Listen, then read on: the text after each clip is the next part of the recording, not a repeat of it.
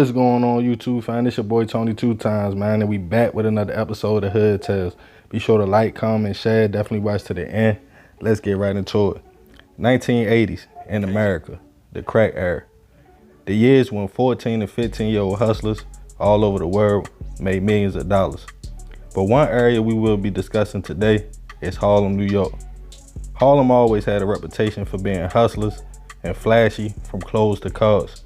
And in the 80s, a group of young men were going on a journey to change their lives forever. We all know the story of Azie, Rich, and Alpo, and the events that took place. And today on Hood Tales, we will be discussing Alpo Martinez and his path from becoming a hustler to alleged hitter and taking a deal with the feds to avoid the death penalty. Alpo was born in the 60s in East Harlem, or some called Spanish Harlem. The Puerto Rican and black Po soaked up everything in his environment, and growing up was well versatile since he was bilingual. Po was able to connect with the Spanish people and the black people in the area. Allegedly by age 13, he would start trapping on the Harlem streets. As a few years went by, on another side of town, two other young men were locking down their community, Rich Porter and Azie Faison. According to Azie's words in the interview, while working at a cleaner's in Harlem, he ran into a tailor at the business who talked to him about the game, and with Rich being already in the game, Azie would do favors for Rich like hold product or blickies. Eventually Azie would be fired after his boss found narcotics at the shop. This would lead to Azie being full-time in the streets. Alpo was getting money on the east side, but on the other side, Rich and Azie were getting rich. As time went on, sources alleged Rich and Alpo would become cool, and eventually after his man's LA got killed, Rich would be arrested for a blicky charge, and with Azie still being free and getting money, Rich would call Uptown from jail, letting Azie know Po was good people and look out for him. After Alpo would find himself getting away from Azie, with all the money being made, everything seemed to be working out. Once Rich got home, all three men were handling business as usual. No more than 17 to 18 years old, money was coming in so fast, the teens had custom-made cars, jewelry, and clothes. Azie was the laid-back type. Rich was get money, stun a little bit, but focus more on business. But Po was flashy and loved the attention.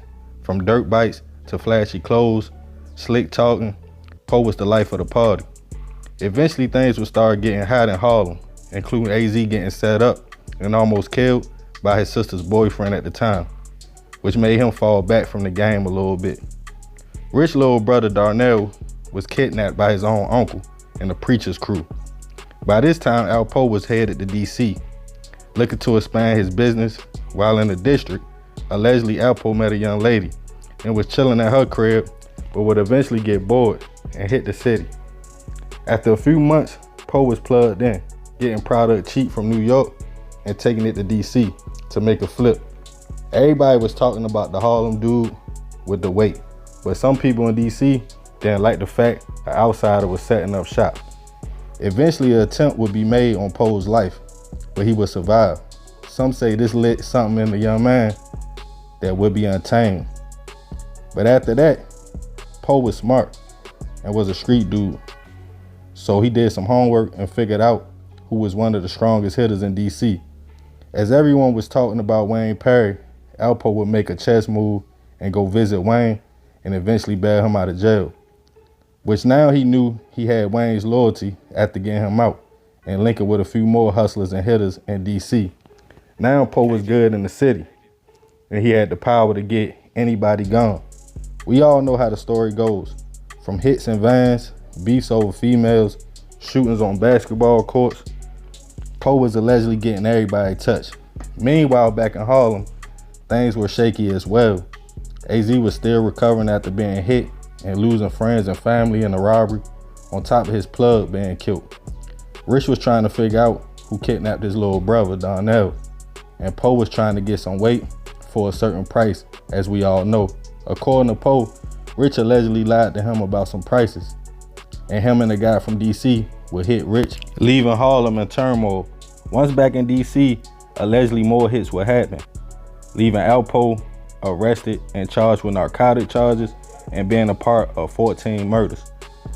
This is when Alpo decided he would give up some people in DC, including Wayne Perry, but no one in Harlem. Poe was given a lesser sentence due to his cooperation. While in prison, he gave a few interviews explaining his actions, but of course the streets was not feeling that at all. As years went by, no one knew if Alpo was home until he actually started showing up in Harlem and taking photos with people. But Alpo allegedly was released to Maine and was supposed to be under another name and witness protection. But Alpo loving the attention, he had movie deals on the table, did interviews describing how he hit Rich and where he dumped him in the streets. People couldn't believe it. It was bold. In Harlem doing wheelies, on bikes, driving his truck around, but eventually, years after being home, Poe would go to a Halloween party and be ambushed while sitting in his truck waiting for his date to come out. Hit in the chest. He tried to drive off, but eventually passed away. Speculation was out in the streets of Harlem. Some say Poe was hustling again and was throwing smack out the window after being shot. Some say it was family members of people he hurt. Some say it was over a woman he had fallen in love with and had beef with her ex-boyfriend, in which Alpo allegedly put hands on the man. Either way, some allege Alpo accepted his fate and knew he would eventually get hit. Losing his mother and sister, Poe often told people he had nothing to live for. But with sending people to prison and hurting people that the streets loved, some felt as though Alpo was too bold and arrogant. He told some podcasts like Queen's Flip he was still a man no matter what he did and demanded his respect. More of this story is simple. You live by the gun, you die by the gun. Alpo wanted to die in Harlem, in my opinion, to get back the respect he knew he lost. He had to know his days were numbered. The streets is the streets, and nowadays it has changed from the 80s. People don't care about a name. Hitters get hit too. So remember, we gotta succeed, not to fail, so we won't be just another hood tale. Man, we all know this story, you feel me? You know what I mean? Alpo was hit recently. Everybody wanted me to kind of respond, react to it, but I kind of wanted to wait till the smoke cleared to get some more details. But he supposed to have been allegedly in witness protection in Maine. Why he came back to Harlem, I don't know. Maybe he needed money. Maybe he felt like I said, he wanted to get that respect back that he know he lost in the streets. But Rich family still was out there.